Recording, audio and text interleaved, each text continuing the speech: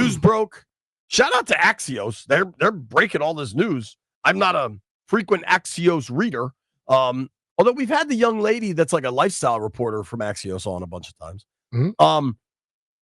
That the NFL draft's coming to town in 2027. So the boys' text thread lit up. We're all saying various things. And then B just responded a little later and just dropped the hammer. I told you 2027 was a go. I've said it for weeks and months now. It's like some things. I listen. I know it's a lot of grandstanding in politics. I know that, but this thing they gotten word a long time ago, and it's a great move now. But you better believe this is a locomotive now. Anybody else in the way, you don't get ran over. That's all I'll tell you. Totally. So if you've missed the news, and this is reportable by like a dozen outlets, Axios broke it, so I'm crediting them.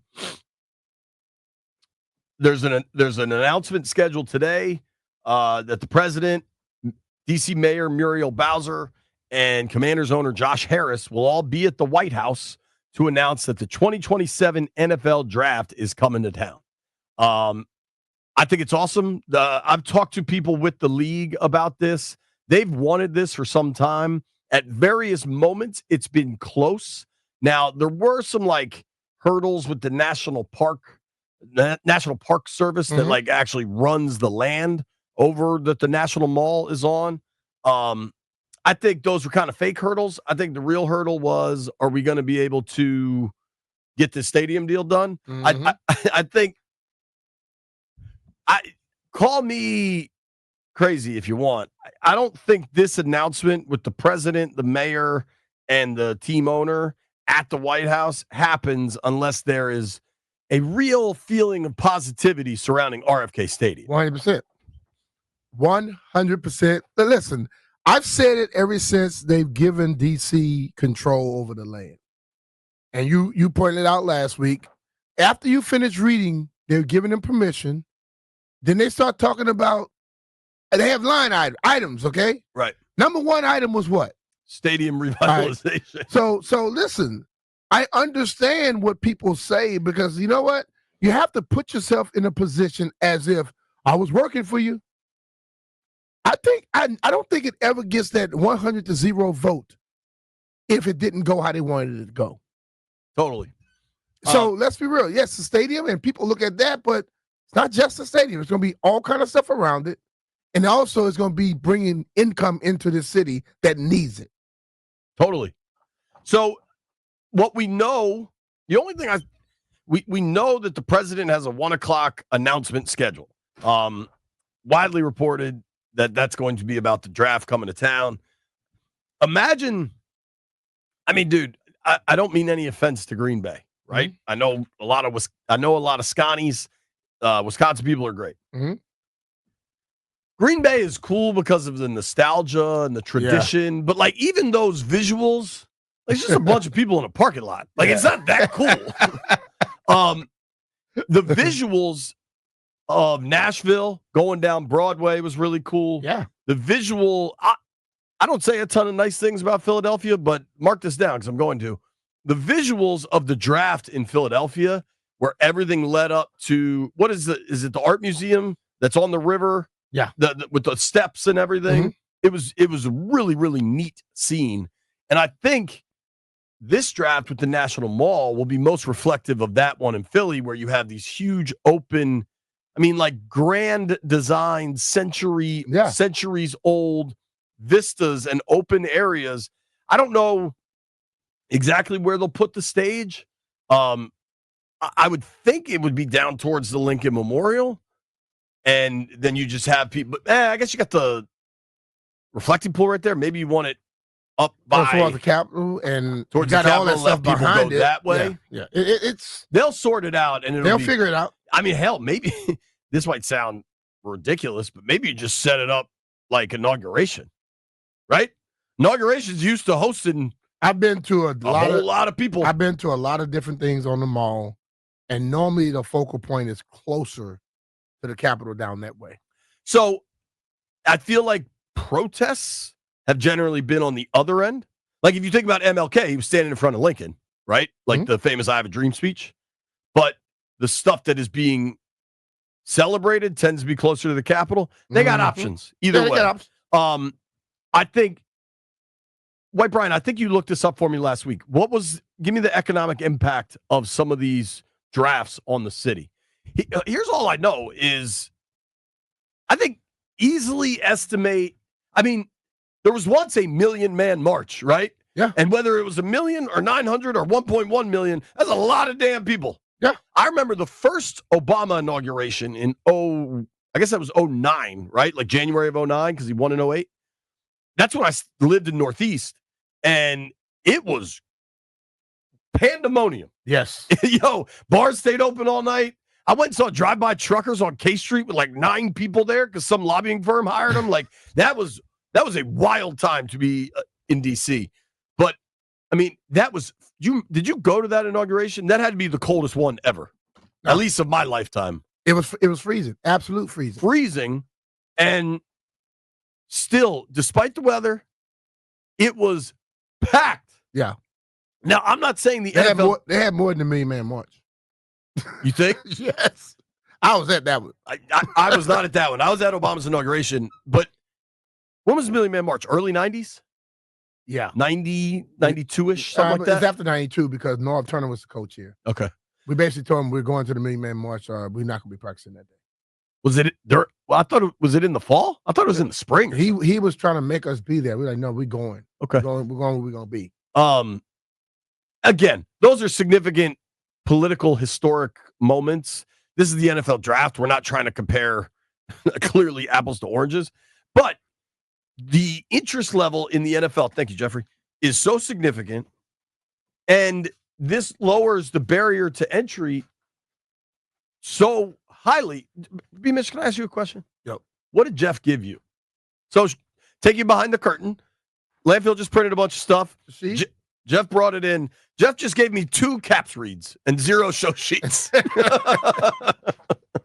There he is, my guy. Thanks, Jeff. Now, do I need to give one of these caps reads to BMItch? There you go, buddy. We're off and running on a Monday morning. But B, the NFL draft has so much interest in it. Yeah. There is, best I can tell, and maybe this has changed, but I know when I was in Philly, it was free. You just rolled up. Now, I'm sure there's VIP areas. Yeah, VIP areas, you're going to probably have to get credentials or you're going to have to have some clout. Sure. But, to my understanding, it's free. You just got to show up. And they'll be selling food and beer and whatever else. But, if you got the NFL, which has the most interest of anything in our country, and free, and think about the size within about a 4-hour drive from here, Brian. You got Norfolk, Virginia Beach, that whole area. Raleigh, Durham's about 4 hours. You could probably, Greensboro maybe is 5. Philly, Baltimore. Yeah. How far is Pittsburgh? 4 or 5 hours? The amount of people that are going to come to this thing. Don't worry about it, Jay. You got 3 different airports that are very close. People are going to fly from other places, not just driving places. Sure. This is going to pack every hotel, pack every bar, pack every restaurant. Every Uber is going to be busy all weekend. Every hot dog truck, every taco truck, whatever it is, this is a massive economic boom at a time where the city could use it. And granted, it's 2 years away, but that ain't that far. Hell, it's less than 2 years away. Yeah. It's 23 months away.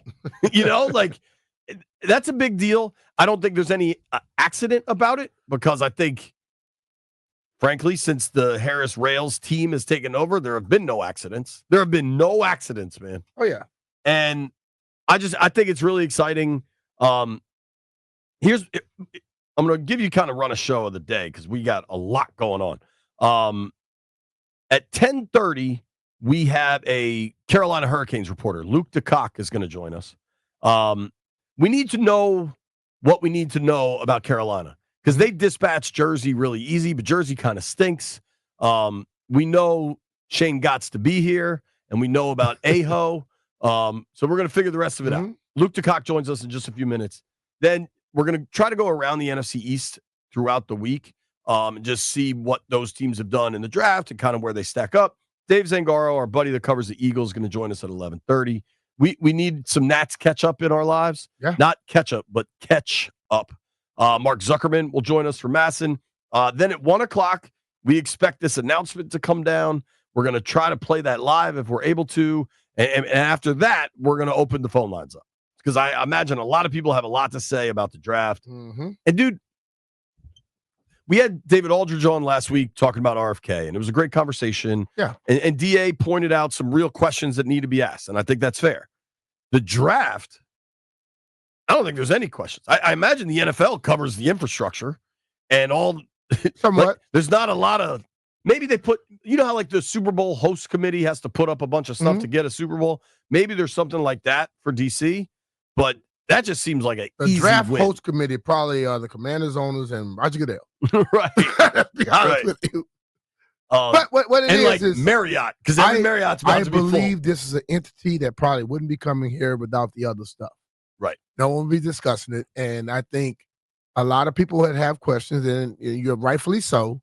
You may need to start giving them a little bit more rope instead of just like jumping at everything, because they seem to have the ears of multiple people that make great decisions. You know what I mean? Yeah. So the previous owner did not have that by no stretch of the imagination. These guys seem to have it. Obviously. I mean, the room, we try to be apolitical on this show. There's so much politics in this town, and the vast majority of it is so ugly that I really try to just steer away from it. But think about Muriel Bowser and Donald Trump and the dude that's kind of bringing them together, because those two, I would say, are pretty opposed ideologically. Mm-hmm. And Josh Harris shows up. Hey, let's all hang out, make a quick announcement, bring the draft to town, and keep it moving. Mm-hmm. And I find it really, really fascinating what this ownership group has been able to put together. Did get this, I'm not trying to pretend as breaking news, right? Did get some interesting news from Ashburn right at the top of our show. Maybe they dropped it for our show, News Fairy. We got rookie numbers. Numbers. Yeah. The draft class, we know what numbers they're going to wear. I'll go in order of pick. Josh Connerly Jr., 72. All right. 72 is a good number for a tackle. Yeah. Thumbs up. Cornerback Trey Amos, 23. I like that a lot. One, I'm an MJ mark. Two, I think 23 is a good number for a corner. I also like corners wearing still kind of traditional corner numbers. Mm-hmm. Like, I'm not mad at Mikey for wearing different, like, the whole number world has changed significantly. All right.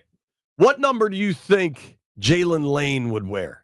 0 to 20 or in the 80s, like a traditional receiver? Well, Jay, I've seen the same thing you're looking at. So, I mean, 83. I recognize what I'm about to say might sound stupid. I feel like a really fast guy should have a single digit.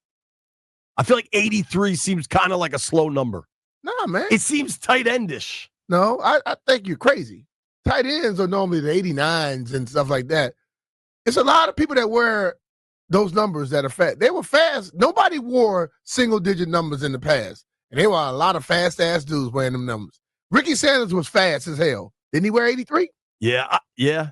Yo, also Santana Moss, 89. 89. No, he said 89, but he was fast as hell with that number. 83 to me. You're right about Ricky. I owe Ricky an apology there, but it feels like a tight end number to me. Nah, man. It's just that lately people starting to move to those numbers. Hell, James Strass was what, 87 back in the day? I think it was. He was fast as hell. But that's not relevant. I'm saying 83 feels like a tight end number. Nah, just that this is you. Landfill, you with me? You're being like the young people today. You're just deciding on what's happening today. Jeff, J-Dogs? Nah, not on that one, bro. Damn. White Brian? Well, you did start that off by saying I might sound stupid here. I'm just telling you. I wish 80. I'd be happier if he was 88. Like, 83. Hey man, feels like a tight end number. He runs 4.34.